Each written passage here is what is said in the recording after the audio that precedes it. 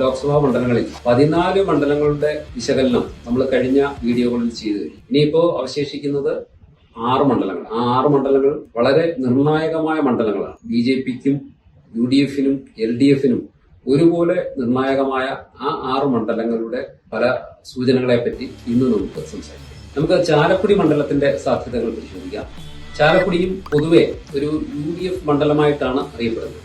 കഴിഞ്ഞ പ്രാവശ്യം അവിടെ ബെന്നി ബെഹനാനായിരുന്നു UDFന്റെ കാൻഡിഡേറ്റ്. അദ്ദേഹമാണ് വിജയിച്ചത്.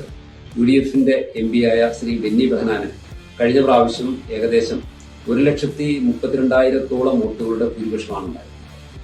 അത് കഴിഞ്ഞ് 2021 നടന്ന നിയമസഭാ തെരഞ്ഞെടുപ്പിലും വലിയ മാർജിൻ ഒന്നും LDFന് നേടാനായില്ല.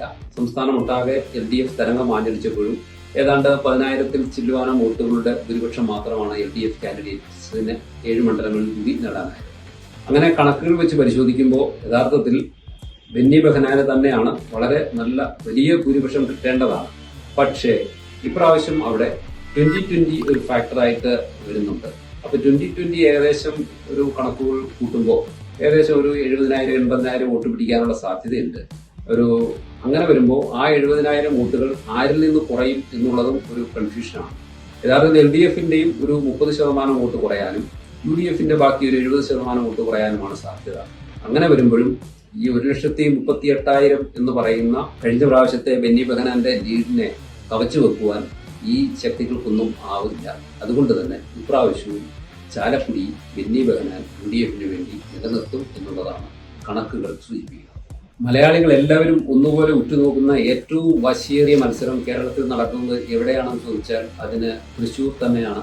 മത്സരിക്കുന്ന അതികായന്മാരാണ്. ഒന്ന് UDFന്റെ K മുരളീധരനാണ്, LDFന്റെ മുൻ മന്ത്രി VS സുനിൽകുമാറാണ്, ഒപ്പം BJPയുടെ ഏക പ്രതീക്ഷ അല്ലെങ്കിൽ ഏറ്റവും കൂടുതൽ പ്രതീക്ഷ നൽകുന്ന BJPയുടെ കാൻഡിഡേറ്റായ സുരേഷ് ഗോപിയാണ്. മത്സരം വാശിയേറിയ മത്സരത്തിന്റെ തുടക്കത്തിൽ UDFന്റെ കാൻഡിഡേറ്റ് സിറ്റിംഗ് MP TN പ്രതാപനായിരുന്നെങ്കിൽ അദ്ദേഹത്തിന് അവസാന നിമിഷം മാറി പകരം ശ്രീ K മുരളീധരനെ സ്ഥാനാർത്ഥിയാക്കിയതിലൂടെ UDFന് മണ്ഡലം നിലനിർത്താനാകും എന്ന് പ്രതീക്ഷിച്ചിരിക്കുമ്പോഴാണ് സുരേഷ് ഗോപിക്ക് വേണ്ടി പ്രധാനമന്ത്രി തന്നെ 4 തവണയോളം തൃശ്ശൂരിൽ. അങ്ങനെയുള്ള സാഹചര്യത്തിൽ തൃശ്ശൂരിൽ ആര് ജയിക്കും എന്നുള്ളത് ഇലക്ഷൻ കഴിയുന്നതും വരെ എല്ലാവരും കാത്തിരിക്കേണ്ടി വരും. എങ്കിൽ പോലും ക്രിസ്ത്യൻ ബെൽറ്റ് ഇപ്രാവശ്യം എങ്ങോട്ട് തിരിയുന്നോ അതിനനുസരിച്ചായിരിക്കാം അവിടുത്തെ വിജയ സാധ്യത. തൃശ്ശൂരിലെ ക്രിസ്ത്യൻ സമൂഹത്തിന് സുരേഷ് ഗോപിയോട് വലിയ ബുദ്ധിമുട്ടില്ല എന്നുള്ളതാണ് അവരുടെ പ്രതികരണങ്ങൾ സൂചിപ്പിക്കുന്നത്. അതുകൊണ്ട് തന്നെ ഇപ്രാവശ്യം നല്ല ഒരു ട്വിസ്റ്റ് ക്രിസ്ത്യൻ കമ്മ്യൂണിറ്റിയിൽ നിന്ന് സുരേഷ് ഗോപിക്ക് അനുകൂലമായി വീണാൽ തീർച്ചയായും സുരേഷ് ഗോപിക്ക് അവിടെ വിജയിക്കാൻ സാധ്യതയുണ്ട്. കണക്കുകൾ യഥാർത്ഥത്തിൽ LDFന് അനുകൂലമാണ്. പക്ഷേ പഴയകാല കണക്കുകളൊക്കെ UDFന് അനുകൂലമാണ്. നിർണായക സ്വാധീനമായേക്കാവുന്ന ഈ ക്രിസ്ത്യൻ ബെൽറ്റിന്റെ ട്വിസ്റ്റ് അനുസരിച്ചാണ് അവിടെ വിജയം സംജാതമാകുക. തീർച്ചയായും എൻ്റെ കണക്കുകൂട്ടലിൽ ആ ട്വിസ്റ്റ് സുരേഷ് ഗോപിക്ക് അനുകൂലമാകുകയും സുരേഷ് ഗോപി അവസാനം വിജയക്കൊടി പാറിക്കും. BJPക്ക് വേണ്ടി കേരളത്തിൽ ലോക്സഭയിലേക്കുള്ള ആദ്യത്തെ അക്കൗണ്ട് സുരേഷ് ഗോപി തൃശ്ശൂരിൽ തുറക്കും എന്ന് ഞാൻ വിശ്വസിക്കുന്നു. അടുത്തതായി നമുക്ക് ഏറ്റവും കൂടുതൽ ചൂട് അനുഭവപ്പെടുന്ന പാലക്കാട് ജില്ലയിലേക്ക് പോകാം.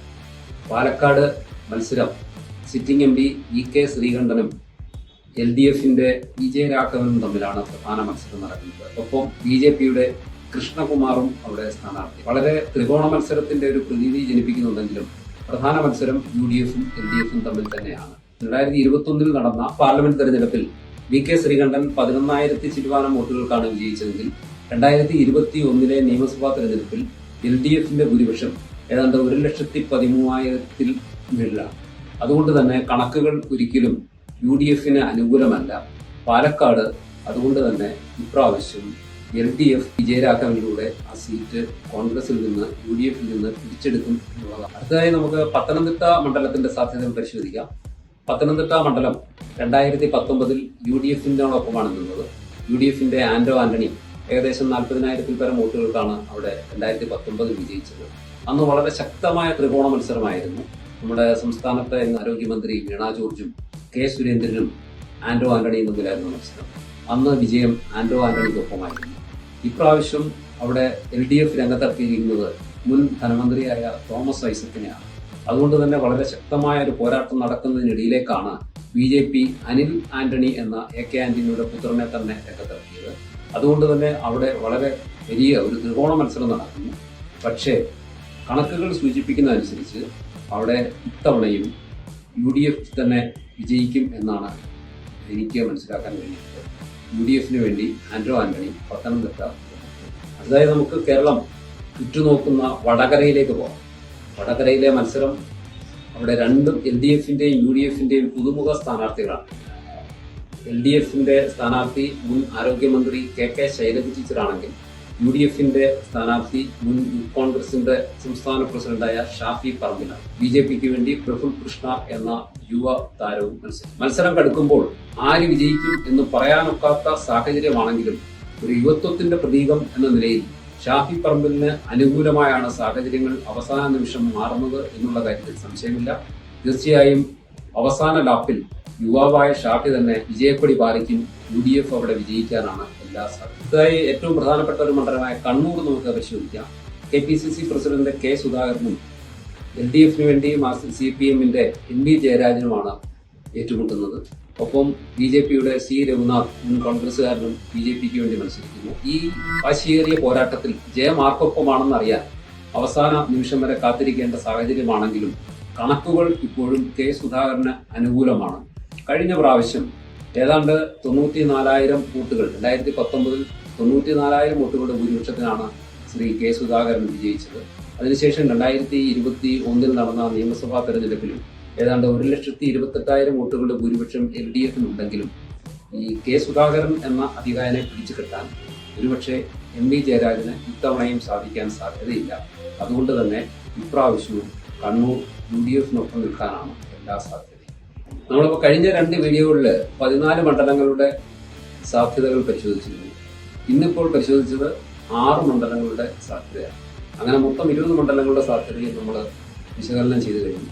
ഇന്ന് പരിശോധിച്ച മണ്ഡലങ്ങൾ ചാലക്കുടി, തൃശൂർ, പാലക്കാട്, പത്തനംതിട്ട, വടകര, കണ്ണൂർ എന്നിവയാണ്. അപ്പൊ ഈ 6 മണ്ഡലങ്ങളിലെ 4 മണ്ഡലങ്ങൾ UDF-നും 1 മണ്ഡലം LDF-നും 1 മണ്ഡലം BJPക്കും അനുകൂലമാകും എന്നാണ്. അപ്പോൾ മൊത്തം 20 മണ്ഡലങ്ങളിൽ 16 മണ്ഡലങ്ങളിൽ UDF വിജയിക്കാനാണ് സാധ്യത.